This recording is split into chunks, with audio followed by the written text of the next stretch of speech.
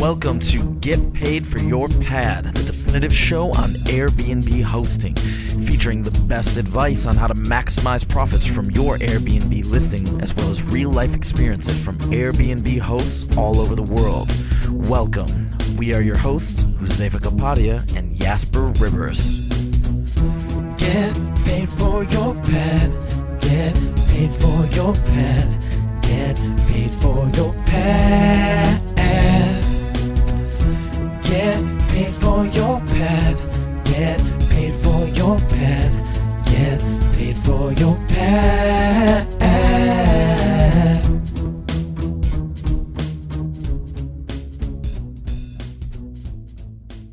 Welcome everybody to the next episode of Get Paid for Your Pad. And today I am with Amy Scott, who is the founder of Nomadtopia. So Amy, welcome to the show. Thanks for having me. I actually was recently on your podcast. So Nomadtopia is a radio show and you can subscribe in the podcast form. And it's a show about location-independent lifestyle, which is something that I think is a really cool subject because I think it's really awesome to have a location-independent lifestyle. I've been doing it for almost 6 years. And so can you tell us a little bit about your show and why you started it? Sure. Yeah. So I started the website Nomadtopia back in 2011. And that was mainly because I was looking for kind of an outlet to share all of my own experience and to inspire other people who seem to be curious about what I was doing. I've been location independent since 2004. And obviously have had a lot of ups and downs and, different ways that I have taken advantage of that freedom since then. So I decided to start the blog to talk about that. And then I started the podcast in, fall of 2013. So it's been 2014. So it's been about a year and a half that I've been doing it. And I just, I can share a lot of my own experience, but I don't have kids. I, have never done extensive overland travel. So things like that, I realized that I wanted to highlight those kinds of lifestyles as well that I can't speak to personally. And so I knew a lot of people who had different stories and different experience to share. And so I started the podcast really as a way to share all of the variety of lifestyles that, I kind of have location independence as the common denominator. But apart from that, everybody's doing totally different things. From extensive overland travel to simply living abroad to, just taking longer vacations than normal, whatever it might be. So that's really what the podcast is all about. And what made you decide to start a location-independent lifestyle? Well, it's funny because back then it wasn't, a thing like it is now. No one was talking about digital nomads and location independence and all of that. It started out that I just decided I wanted to travel more. And so I actually saved money and quit my job to do a round the world trip.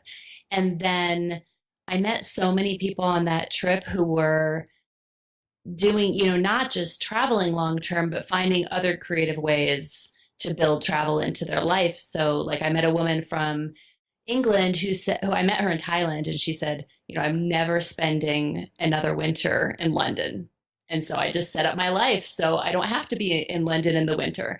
And it was stories like that that made me realize that, I also wanted, to find a way to be more flexible and to continue the adventure and continue exploring the world. So then I was lucky that my background is in book publishing. And so it was pretty easy to just take those skills and start working as a freelance editor. So that's what I did once, kind of the savings were starting to run out from my travels. And it was kind of time for the next phase. I just started working for myself. And that was more than 10 years ago. Really cool. And Airbnb combines very well with the location-independent lifestyle because when you're on the road, you typically don't want to stay in hotels all the time because it's expensive. And also, especially when you're staying a little bit longer in a certain location, it's typically more affordable to rent an Airbnb. Like I'm staying Yep. at an Airbnb right now in Jakarta. I was staying at an Airbnb a couple of weeks ago in Manila, and next month I'll be in an Airbnb in Bangkok. So Hmm. and also the hosting aspect is very interesting for location independent people because either they have a house back home or you can even rent a place long term, let's say 6 to 12 months in a certain location, and then you can rent that one out on Airbnb when you want to like sort of explore the surroundings, right? You want to take a couple weeks to go Yep. to a nearby country or you want to go to a different city. So there's lots of options for nomads like us to use Airbnb. But I'm curious to know, how did you first find out about Airbnb? Was it through traveling or through hosting? Um, Gosh, I don't even remember when that was, but I'm guessing it was through traveling first.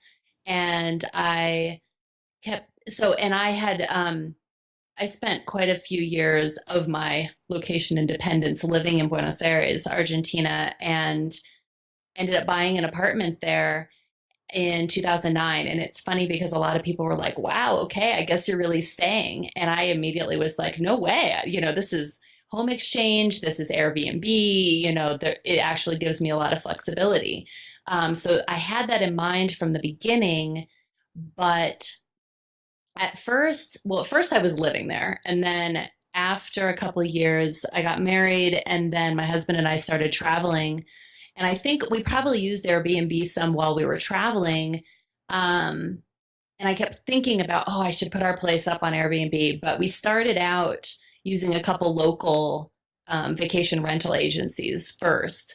And let's see, we finally put it up on Airbnb in, it all starts to blur together after a while. Let me think. It was about a year and a half ago. So All that right. would have been like fall of 2014. And so we've been renting exclusively on Airbnb since then. And before that, you were using some local websites. Mm-hmm. And Exactly. and And we how does that found, sorry, go ahead. how does that compare? Well, what we found was that both of the ones that we'd used one the first year we were gone, or the first 6 months that we were gone. And then we came back and then signed up with another one for the year that we were gone after that. And with both agencies, we found that they just either they weren't being very proactive about promoting it and finding tenants, or it just was getting, I don't know which, or maybe it was just kind of getting lost in their website with all the other listings that they had. One of the companies has a pretty extensive list of properties that they rent out, so they weren't doing anything in particular to make ours stand out, and so when we were both of those times, I would say at least half of the time we were gone, our place was empty. And that was really kind of the deal breaker for me. I thought, what's the point if we're not even getting a lot of bookings? So when I put it up on Airbnb, let's see, I think the first year, so we were gone for a whole year after I first put it up. And I think it was, I'd say maybe say 10 of those 12 months altogether it was booked, maybe more than that. So we really had a good experience with it. And now we've been gone just about a month and a half this time, and it's been rented all but a couple days so far. So it's definitely been much easier to get bookings and to have the place occupied on a regular basis. So that's been really good. That's great. Yeah, And so you are a remote host. You don't actually meet your guests. right. So how do you manage that? Yeah, so that's also been an experience. The first agency, they had their own people who would handle the check-in and everything.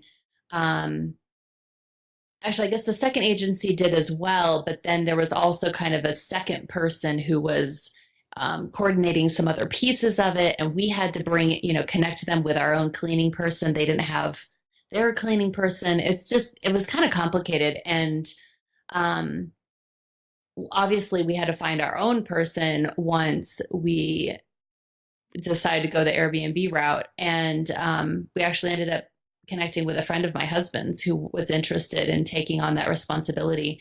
And it's been really great. I have, like a spreadsheet, on a Google spreadsheet that we all share to keep track. Actually, we have a couple of them. One is to keep track of all the reservations.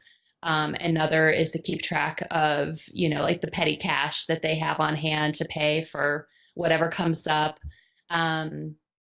And I handle all the stuff on the Airbnb website and just, communicate to them when we get a new reservation. We coordinate the check-in time.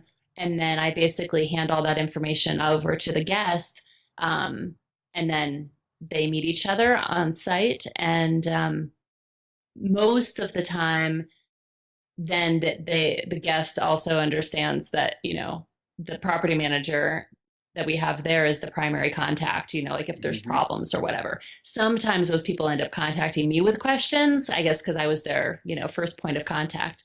And then they handle the cleaning person coming in and all of that. So that's been going very well. Do you give your guests ways to communicate with you other than the email and Airbnb messaging system? It depends. Not usually. I have the Airbnb app on my phone, and that gets to me as fast as anything else. And those messages all get forwarded to my email as well. So that's usually been enough. I think there have been a couple times maybe that I've connected with somebody like on WhatsApp or something like that. And in fact, I think I've done that a couple times with hosts as well when I've been renting a place. Right. And then your man on the ground, how does he communicate with your guests? That's a good question. I honestly don't know. I pass on to the guest the property manager's email address and cell phone number, and that's up to them. There probably isn't normally a lot of communication until the guest actually arrives. And then I have seen, sometimes I'll end up getting forwarded a chain of emails or something. So I know that sometimes there's emails going back and forth if they have questions about stuff. I don't know how often they actually call the manager, but they have that information if they need it. Great. So you've been doing Airbnb now for about a year and a half. So you've had quite a few guests. What's the most remarkable experience? Good question. It's funny. All the things that stick out are mostly, challenges and things that have not gone smoothly, I guess. But in terms of remarkable in a good way, I think I was so nervous when we had our first guest, and I knew how important it was, that he'd leave us a good review. And I was just like, fingers crossed, eyes closed, like just hoping he was going to leave us a good review. And his review was like exactly what we needed. He said all the right things. He said, like, the place looks exactly like the pictures. The terrace is amazing. The property manager was great. And just kind of hit all those important points. And then I just felt like, okay, we've got that one crucial good listing to start, and that really set me at ease. And we've had all 5-star reviews since then, so that's been pretty awesome. And so if you want, I can also get into some of the things that have not gone so smoothly. Yeah, let's get into the challenges, because everyone is going to run into those challenges at some point. So especially for the people who are new to Airbnb or have just started, I think it's better to be prepared, because they're gonna be there at some point, right? Yep. So let's see. One little thing that came up recently, and I think this was it actually was a communication issue between the two guests. There's a couple staying there right now, and apparently the guy had been talking to the property manager, and they had they'd sorted everything out, that the cleaning lady. So this is a longer rental, and when I do more than a month, I include biweekly cleaning in the price. So I told them that that was going to be part of the package. And so they were coordinating what time she was going to come and whatever. And then apparently he was gone and he forgot to tell his girlfriend that the cleaning lady was coming. And this girl doesn't speak very good Spanish. And she like freaked out and would not let the cleaning lady in. And so she went home, and like called our property manager, like, what's going on? So we sorted it all out, and she was able to come the next week and everyone had the information they needed. But, we ended up paying her for her time because she travels from, I don't know where, to get into the neighborhood where the apartment is. So that just reinforced, the importance of having your, just having clear communication, between everybody. But of course, there's only so much you could do to make sure like the boyfriend talks to the girlfriend, right? Yeah, I mean, you can't really blame that on you. Right. If that's the worst issue you had to deal with, then yeah. I would say. Well, I think the other kinds of things that have come up have been several times we've had challenges with people arriving late and like having trouble tracking them down, right? To find out what's going on. Like I've got the property manager messaging me, like they're not here yet. Have you heard anything? And I'm like, no, I haven't heard anything. And like they're trying to call, they're trying to email, and they don't know if they're getting the messages. And of course, as we all know as travelers too, that sometimes you arrive somewhere new and like there's no Wi-Fi or you don't have, a local SIM card to be able to get online. And like you just, sometimes that communication can be really challenging. Just a couple, I guess like last month, we had a couple coming down on the bus from Brazil. And apparently there've been really heavy rainstorms and their bus was like 3 hours late. And they just couldn't figure out a way to let us know. So my manager is sitting there for hours, and I pay her extra. We have kind of, we have like a standard price for check-ins and stuff, but I do pay them extra if it ends up being like a crazy amount of time that they're stuck there. And so, yeah, again, it's like, I don't really know how to do that better, right? Because if people are offline, they're offline. And so we just, do what we can and try to communicate as possible. But sometimes it's not easy. Yeah, I have the same issues sometimes. And one thing that I notice is that sometimes guests think that they can check in whatever time. They think that, you are there and they can just show up whatever the time they want, right? But instead, somebody is waiting for them at a certain period, a certain time. Right. So my standard check-in time is 3 p.m. and most people, they check in at that time. Yeah. And I've had several times where I'm trying to contact the guests because they haven't showed up yet, like 3:30 or 4 o'clock. And my manager is in the same position as yours. She's at the apartment, was waiting, and she wants to know what's going on. And then sometimes, it could be the flight that's delayed or something else that happened.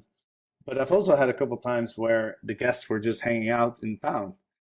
Oh, yeah. They finally show up at like 5 p.m. or something, and they go and my manager asked them like, "Wait, what happened? Is your flight delayed or what happened?" And they're just like, "No, we just like went for a drink."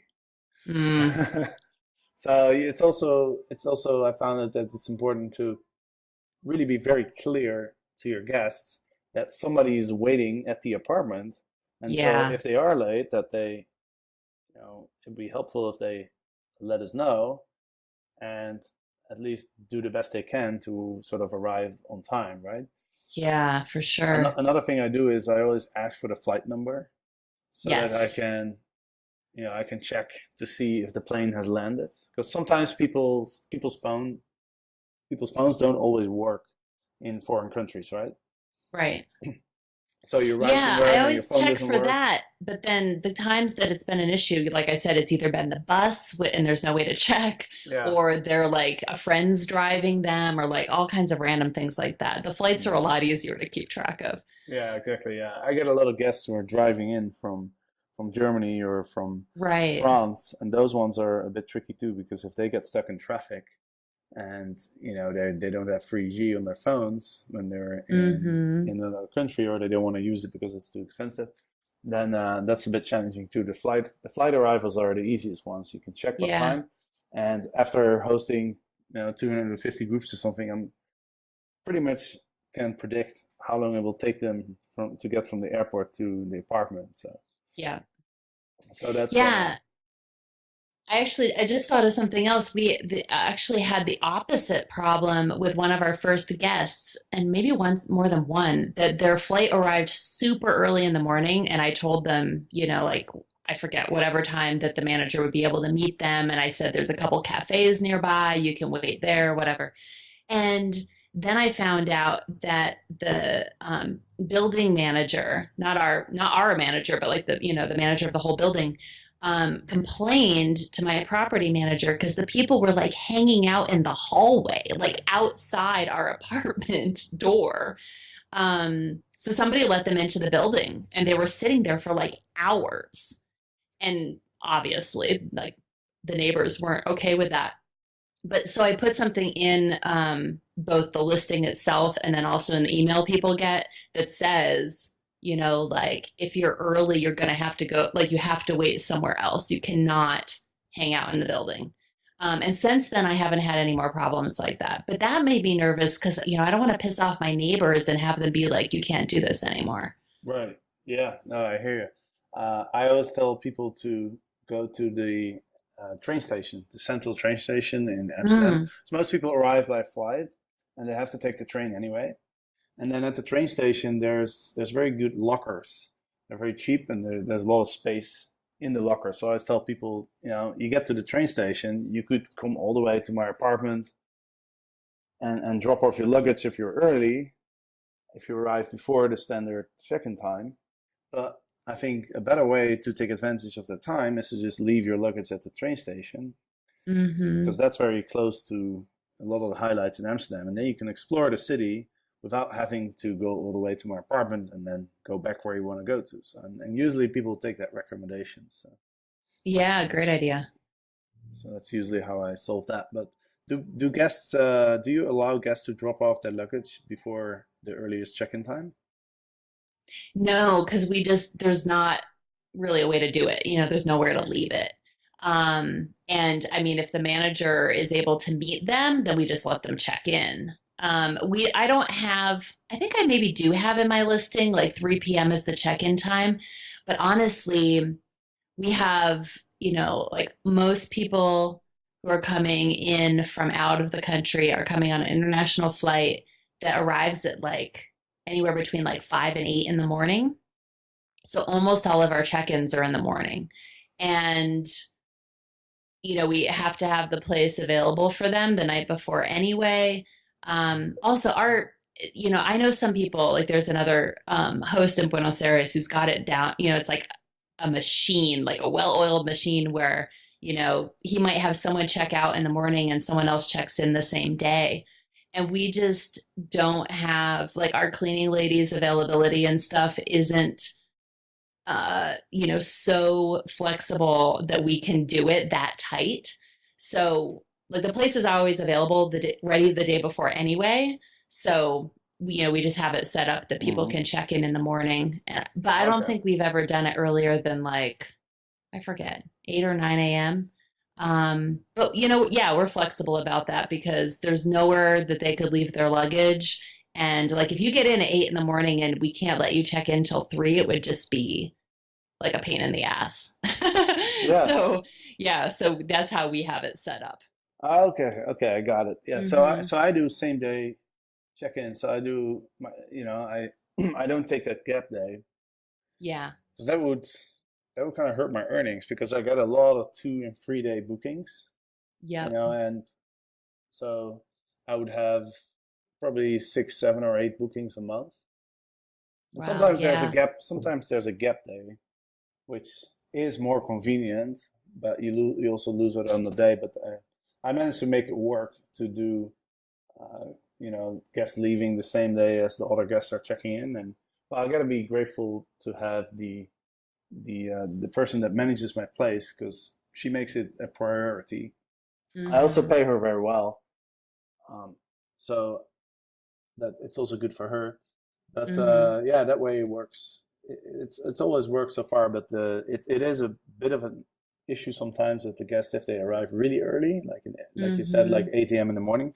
But then the storage place at the train station is actually a very convenient option because they can just drop off their luggage, and it's right in the center of town, so they can sort of explore that Yeah. area. And then my apartment is a little bit more south of the city, so yeah, it usually Right. works out well. The guests are always happy with that. But sometimes they insist on dropping their luggage, in which case, my checkout time is at noon. So the Right. guests that are leaving that day, they have to be out before noon. And sometimes they leave earlier. And if they leave earlier, then I can ask my manager to show up earlier and let the guests drop off the luggage and then clean the apartment while the guests are having lunch or having breakfast somewhere. Right. Yeah. So it's kind of case by case. One time it worked out really well where I had guests who were leaving on a certain day, and they had an evening flight. So they wanted to ask me if they could leave their luggage in the apartment and pick it up at like 8 p.m. in the evening before Mm-hmm. going to the airport. But the guests who were arriving that day also asked me if they could drop off their luggage in the morning. So what I Uh-huh. did, I actually connected the guests and I told them like, listen, if you guys want to help each other, the guests that are leaving, if they can leave their luggage until 8 p.m., and then the guests who are arriving, if they can drop off the luggage in the morning, then it's a win-win situation, right? Mm-hmm. Yeah. So they all ended up agreeing on that, and so that worked out well. Yeah. But And I just it's thought of another situation that I just wanted to share because, I said like I don't charge like for the night before, people are getting in the morning. But there was time, usually our cleaning lady is most available on Fridays. She definitely will be flexible for other times if we need her. But there was one time where somebody was supposed to check out Friday morning and or had reserved through Thursday night, and then she said my flight doesn't leave until like 10 p.m. on Friday. Is it okay if I check out at like 6 or whatever? And that meant we were losing the prime day for our cleaning lady to do her job. right. So I did end up charging her for Friday night and explained, like we're going to lose that time basically, and she was fine with that. So yeah, Okay. I've done some of that too, kind of case by case, figuring out, um, what's going to work best for everybody. hmm I guess you could recover some of the loss of those gap days by charging extra for like an early check-in and a late checkout. You ever Hmm. considered that, or? Um, Not directly, but yeah, that's a good point. I guess I've thought about, I mean, one thing that I've done also is, I think right now I have my minimum is 4 days. Okay. Um, because again, it just because of everybody's schedules, it just seems to work a lot better for us if it's not, like if we had, like you said, like 6 to 8 bookings a month, like that just sounds crazy to me. Although I can see how you could make a lot more money from it. I mean, we actually get a lot of longer rentals. Like right now, we actually have a Dutch couple. They're there for 4 months. Oh wow. But Yeah. how much do you charge for the long terms versus the short term? Let me think. I don't remember exactly how the math works out. It's probably like half Right. what I charge for the night, like it's the nightly rate. hmm Yeah. Because I get requests as well for people who want to stay for a month or two, but it's not really worth it for me because I'm making about, let's say, $4,000 to $5,000 a month Hmm. doing mostly like 2, 3, 4 day stays. Right. But if you were to rent an apartment for a month, you can probably find something for like 2,500. And so I don't see how that person is gonna pay $4,000 because that would Right. be the amount that I would need to ask, in order not Yeah. to lose out too much. Yeah. And so I don't see anyone paying that. Well, even if they wanted to pay, I'd probably tell them like, hey, listen, like you're welcome to pay me 4 grand to stay in my house, but I'll be honest with you, you can probably find something a lot cheaper because Hmm. there's places that are meant to be sort of rented out for 1, 2, or 3 months, right?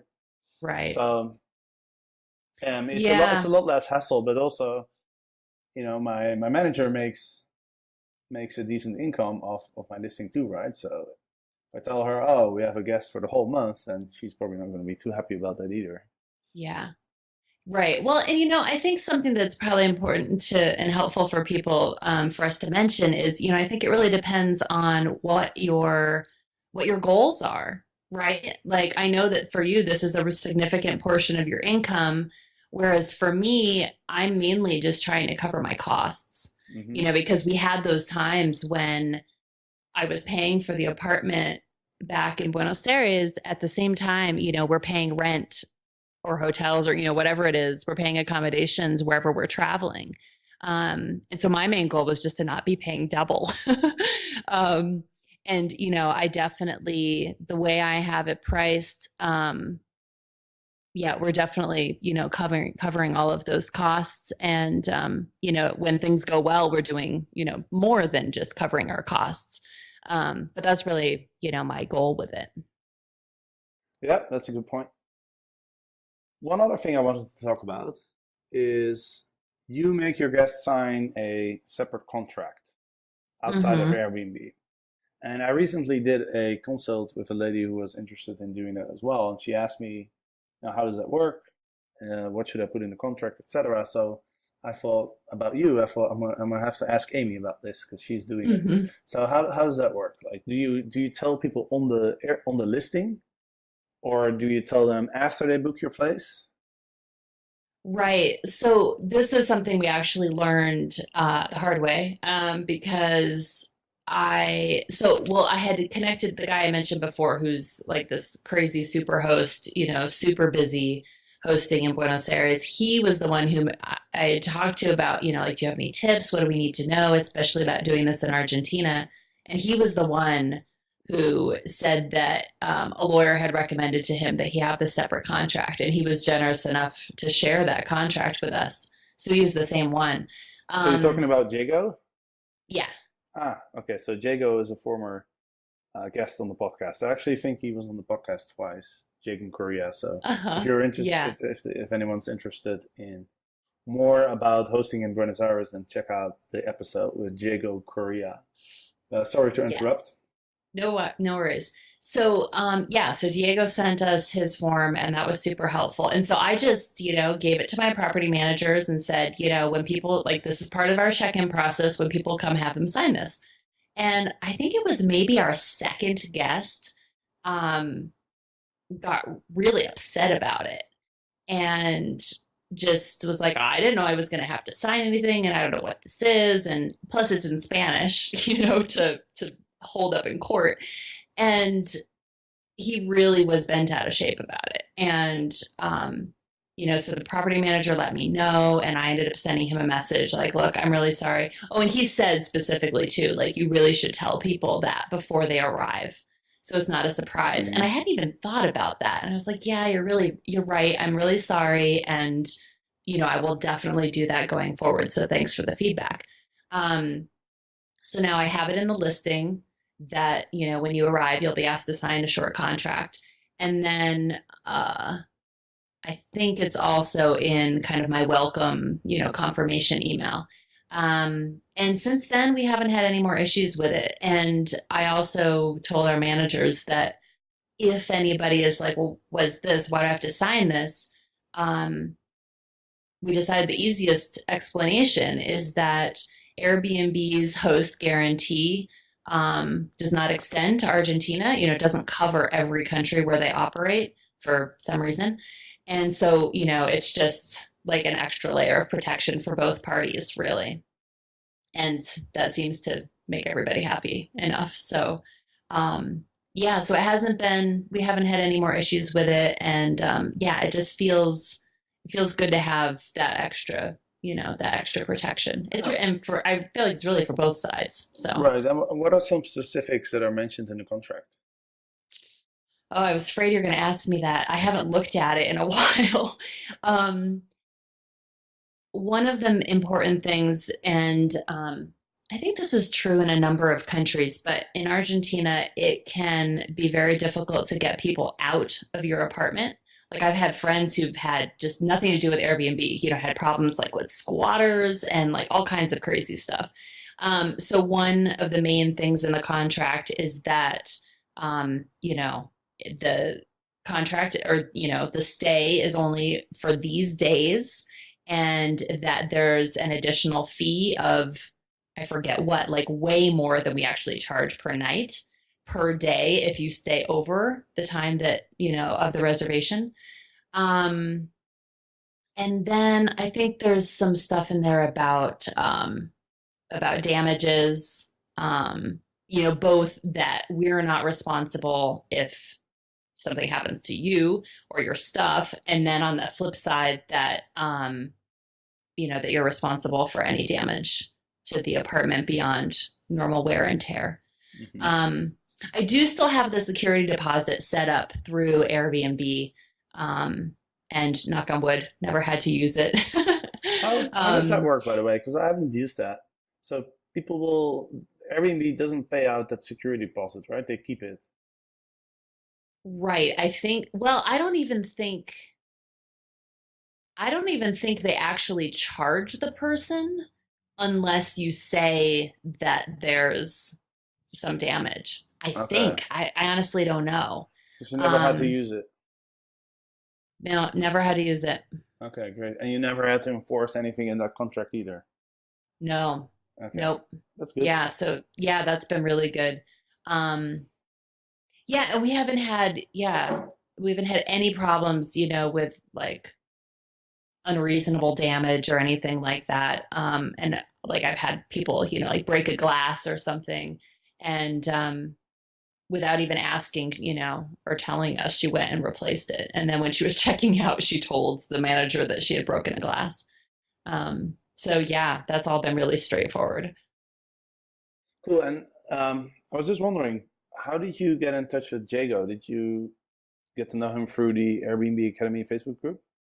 Yeah, I think that might be how. I don't remember.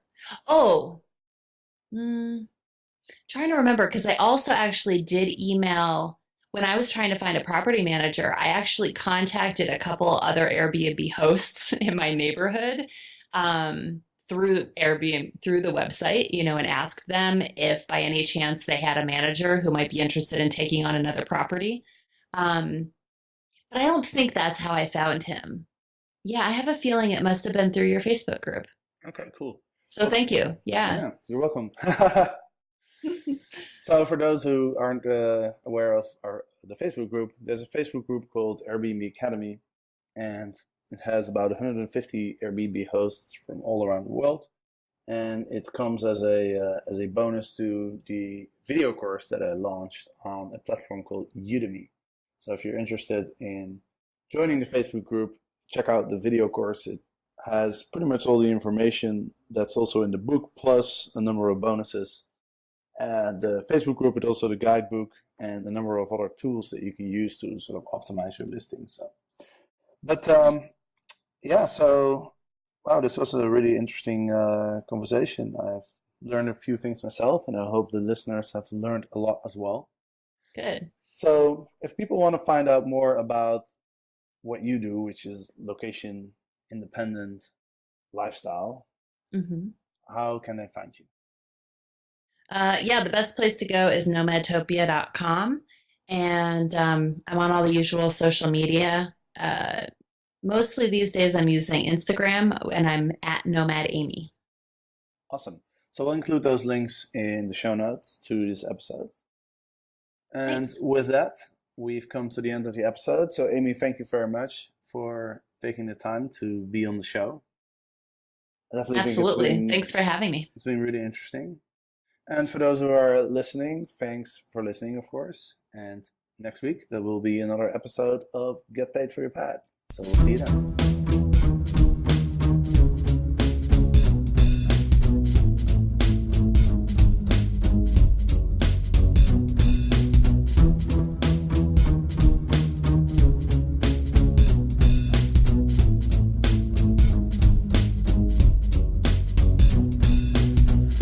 Get paid for your pad. Get paid for your pad. Get paid for your pad. paid for your pet. Get paid for your pet. Get paid for your pet.